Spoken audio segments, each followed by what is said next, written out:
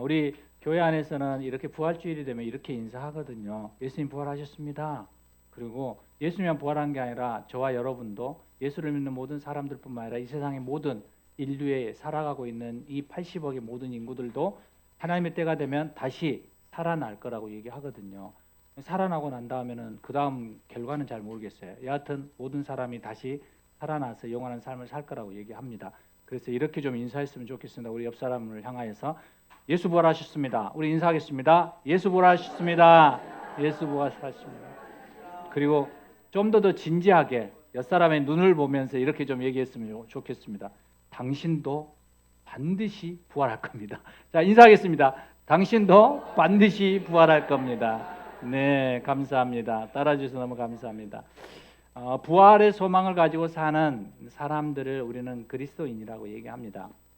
기독교가 세상의 다양한 종교들 가운데 좀 특색 있는 것 중에 하나가 뭐냐면 빈무덤이라고 얘기하거든요. 부활의 소망, 부활의 신앙이라고 얘기합니다. 인간은 모두가 죄로 인해서 다 죽을 수밖에 없는 존재잖아요. 그래서 죽음에는 어떤 애해도 없어요. 그래서 우리는 이 죽음이 끝이라고 생각한다면 여러분 내가 하고 싶은 대로 너의 육신이 원하는 대로 살아가는 것이 지혜롭고 현명한 것이죠. 그러지 않겠습니까? 즐겁고 행복하게 살아야죠. 가능하면 힘들지 않고 행복하게 즐겁게 살아가야죠. 그런데 문제는 이 죽음이 끝이 아니라고 생각되어진다면 나에게 또 다른 시작이 있다고 한다면 우리의 삶은 다시 한번 좀 해봐야 한다는 거예요. 그리고 좀 달라져야 한다라고 생각을 합니다.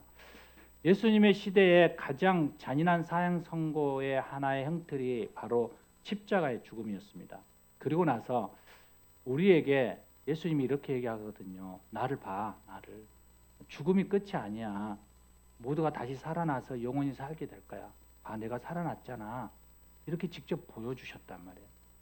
그러기에 예수 그리스도의 부활은 기독교의 중심에 일어난 신앙의 사건, 중요한 사건이에요. 그리고 기독교인들에게 이 그리스도의 부활을 믿는 부활의 신앙은 우리의 믿음의 근간이 되어지고 있어요. 한때 석가모니의 뼈가 발견되었다고 해서 인도의 그 위시한 모든 불교 국가에서 한동안 떠들썩했었던 때가 생각이 나요. 석가모니 뼈들은 잘 진열돼서 수백만 인도 사람들이 경이 속에 시가행진을 하였고 그 많은 사람들이 그 뼈 앞에 부복하였어요. 이것을 보고 한 선교사가 이렇게 얘기하거든요. 만약에 저들이 예수 그리스도의 뼈 하나라도 발견할 수 있었다면 기독교는 산산조각이 나고 말았을 것이요. 이게 맞아요. 그렇죠. 기독교는 죽은 자를 믿는 종교가 아니라 산 자를 믿는 종교거든요. 죽을 수밖에 없는 인간을 믿는 종교가 아니라 영원히 살아계신 하나님을 믿는 종교예요. 그러니까 예수님의 뼈가 발견되어진다면 우리가 믿는 모든 신앙의 근간이 흔들릴 수밖에 없고 그리고 이 기독교는 더 이상 우리 안에 신앙과 믿음으로 나아갈 수 없는, 신뢰할 수 없는 종교가 되죠.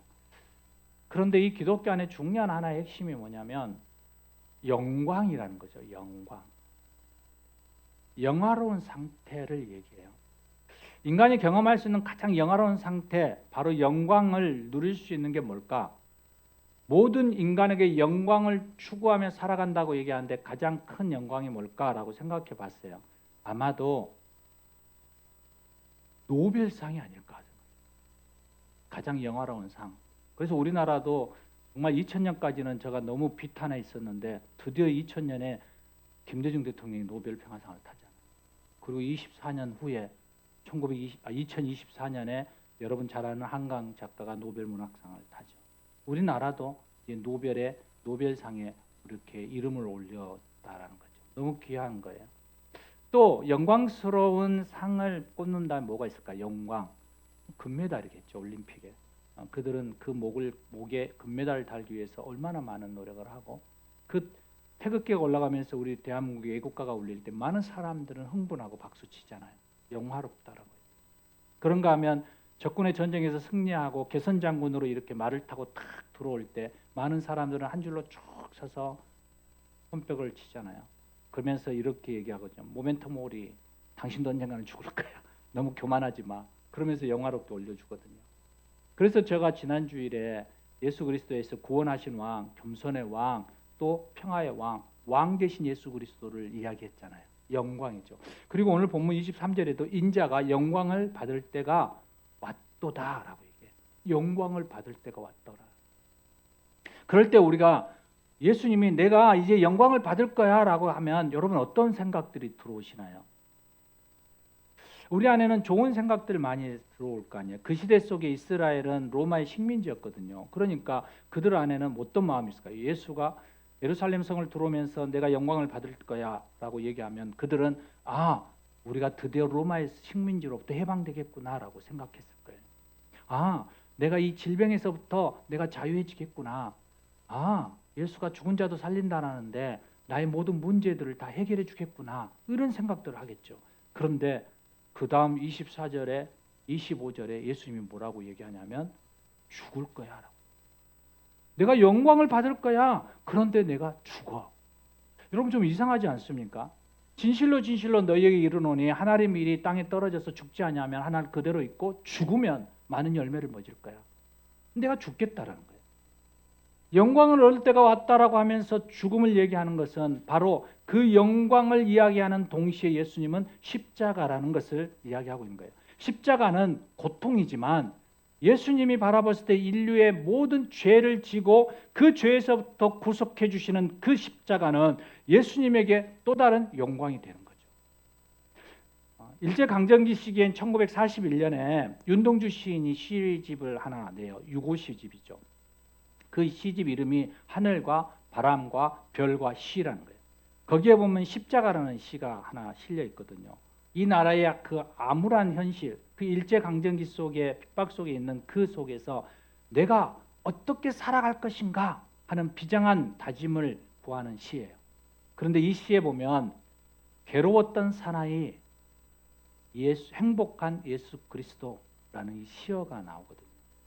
윤동주 시인에게 예수는 인류의 짐을 진 괴로웠던 사나이처럼 보았어요. 그러면서 또 한편으로 그는 십자가에 못 박혀 인류를 구원한 행복한 메시아였다는 거예요. 괴로움과 행복의 이 양가 감정을 서로 교차하면서 십자가 사건을 보았어요. 너무나도 정확하게 본 거죠.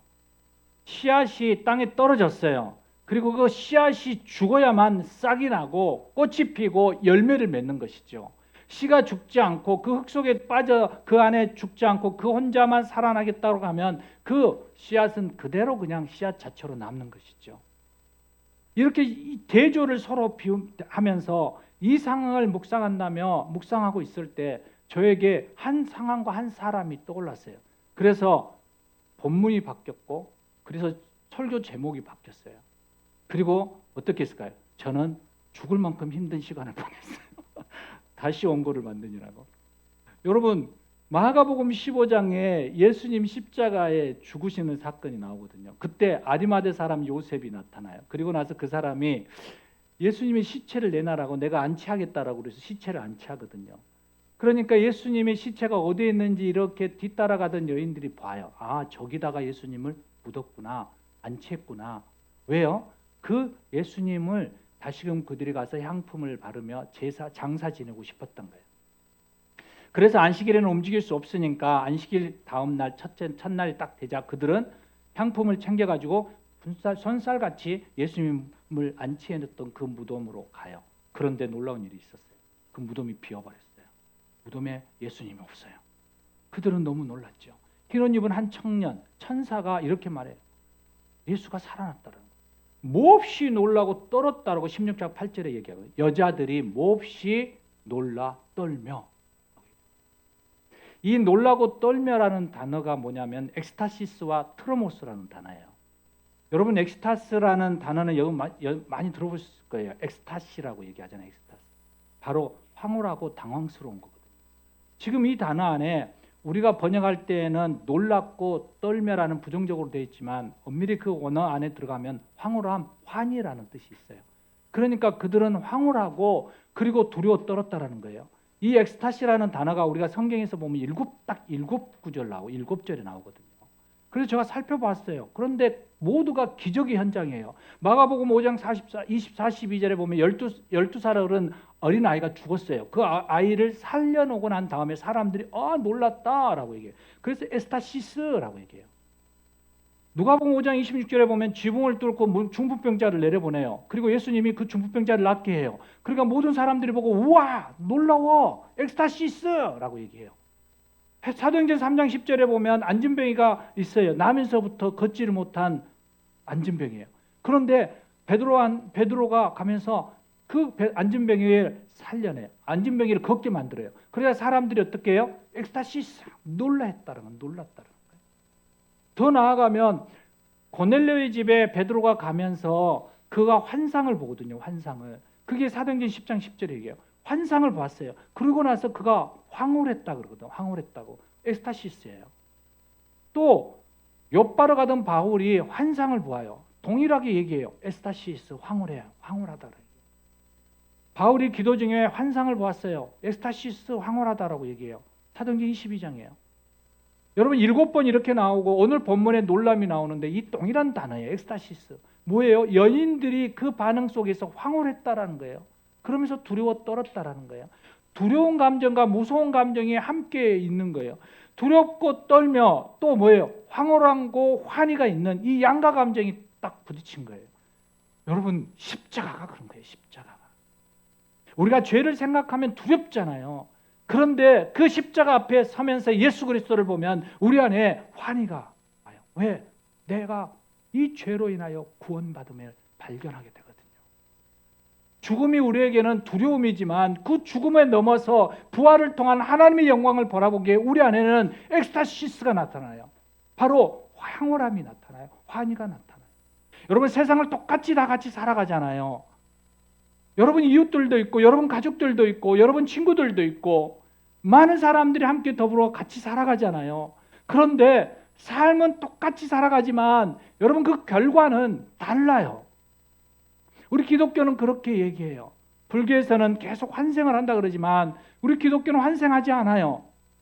우리는 한 번으로 끝나요. 한 번으로. 그 한 번이 결정이에요.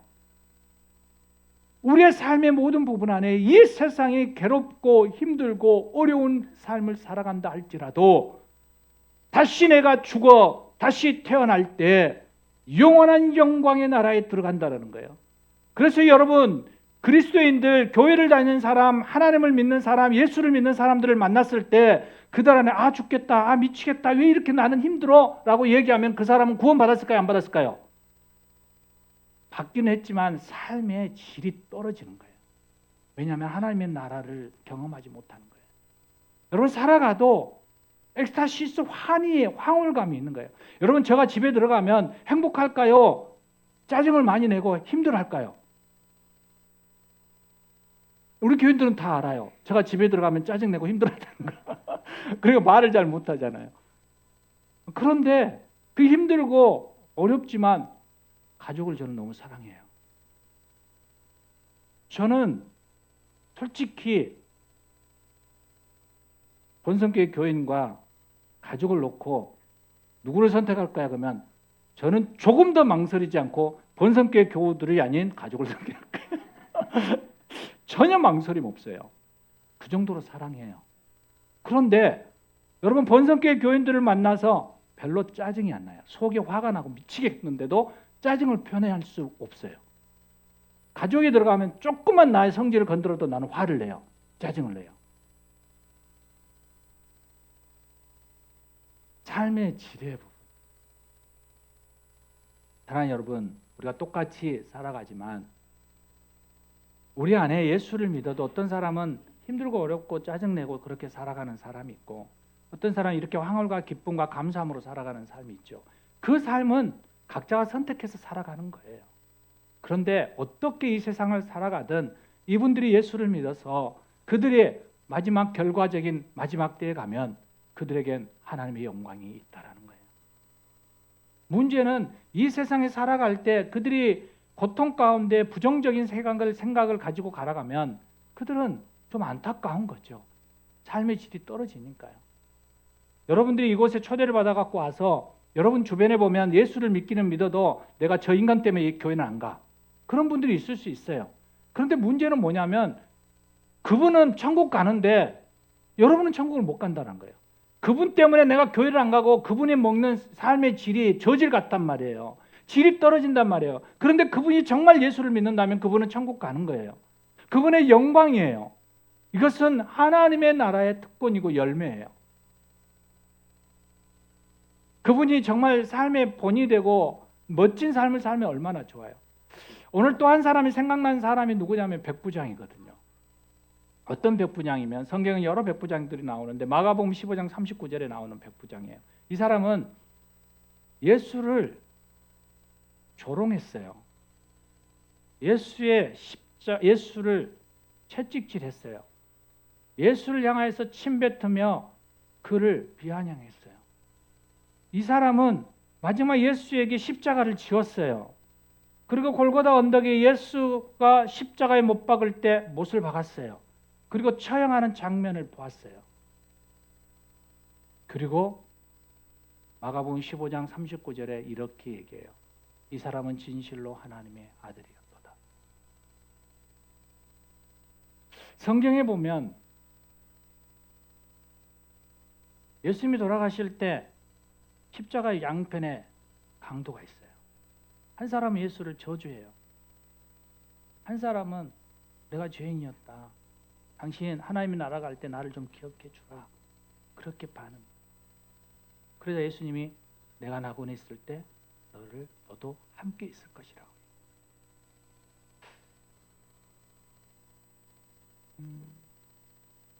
성경에 나오는 베드로라는 사람이 나와요. 예수님의 제자 중에 수제자거든요. 믿음이 너무 좋은 사람이에요. 8장 29절에 보면 너는 나를 누구라고 생각하느냐라고 얘기했을 때 주는 그리스도십니다라고 얘기해요. 그런데 14장에 가면 어떤 일들이 일어나면 예수님이 붙잡혀서 대사장의 뜰에서 재판을 받고 있는데 하인들이 베드로가 거기 예수님이 그래도 다 도망가는데 베드로는 거기에 그래도 그 자리에 있었잖아요. 그런데 하인들이 와서 너도 예수와 함께 있었던 자다라고 얘기했을 때 베드로가 뭐라고 하면 나 예수 몰라. 나 예수 그거 같은 거 나는 함께 하지 않았어. 나 그 사람 이름뿐만 아니라 그 사람 저주해라고 얘기했어요. 그게 이 베드로의 마지막 고백이었어요. 나 예수를 떠날 수 없어요. 나 예수 당신은 그리스도세요. 나에게 생명이에요. 나의 주예요. 라고 주인이에요. 라고 얘기했는데 마지막 그의 인생의 말로에 어떻게 되냐면 예수는 모르는 자야. 예수는 저주받으러 왜 마땅한 자야. 라고 바뀌었어요. 예수의 마지막 날 밤에 많은 사람들이 제자들과 유대인들이 다 예수를 등지고 떠났어요. 예수를 따르고 좋아했던 사람들은 예수를 다 버리고 갔고 백부장은 예수를 죽이고 희롱하고 저주하고 채찍질하고 십자가에 못 박았는데 마지막에 그가 그리스도시다. 하나님의 아들이라고 얘기했어요. 여러분 우리의 삶 가운데 여러분의 삶 가운데 어떠한 일들이 일어날지는 잘 모르겠어요. 제가 여기서 설교는 하고 있지만 마지막에 저의 인생의 말로가 어떻게 될지 잘 모르겠고 여러분 오늘 초대받아서 여기 와서 예배를 같이 뭐가 뭔지는 잘 모르지만 하여튼 이곳에 왔지만 이곳에서 무엇인가 예수에 대해서 듣지만 그러나 여러분의 말로가 어떻게 될지는 잘 모르겠어요. 그러나 분명한 한 가지는 여러분 여기서 예수 그리스도 안에서 구원이 이루어진다는 거예요. 영광은 죽음과 함께해요. 영광은 십자가와 함께해요. 여러분 고난이 있을 때 그 영광이 값어치 있다고 그러잖아요. 영화롭다고 하잖아요. 오늘 이 마음을 저와 여러분과 함께 나누고 싶습니다. 우리의 삶의 모든 부분들이 어떻게 살아갈지는 잘 모르지만 한 가지 좀 기억하는 것은 내 마지막 내 인생의 끝이 되었을 때 내가 영광스러운 자로 살고 싶다. 나도 그 영광의 자리에 들어가고 싶다. 나도 그렇게 엑스타시스, 황홀감에 좀 경험해보고 싶다. 그렇다면 여러분 예수 안으로 들어오시기를 주의 이름으로 축원합니다. 함께 기도하시겠습니다. 하나님 감사합니다. 오늘도 예수 그리스도 안에서 우리가 복음을 듣습니다. 하나님, 엑스타시스, 그 황홀감과 크러시스, 그 떨림이 우리 안에 가득해서 그 두려움 가운데 예수님을 만나는 놀라운 은혜가 있게 하여 주시옵소서. 우리 주 예수 그리스도 이름으로 기도합니다. 아멘. 우리 찬송가 165장 함께 찬송하시겠습니다.